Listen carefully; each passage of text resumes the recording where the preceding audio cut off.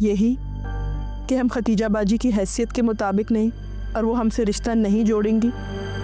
हाँ जाहिर है वो तो यही कहेंगी, क्योंकि वो रमशा की शादी जो करवाना चाहती हैं ज़ुबैर से। देखो बेटा, ज़ुबैर और खतीजा बाजी से कोई ज़बरदस्ती तो नहीं कर सकता, न मैं न मैमूना भाभी। जो उनकी मर्जी होगी वो वही करेंगी। इसलिए तुम भी समझदारी का मुजाहरा करना और फिलहाल ज़ुबैर से कोई भी ऐसी वैसी बात ना करना।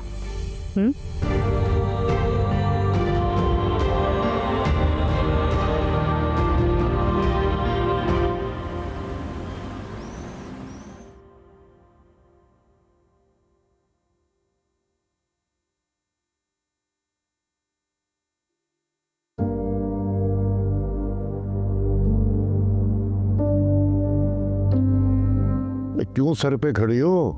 क्या कहना चाह रही हो? जी वो लोग जल्दी शादी के लिए मान गए हैं।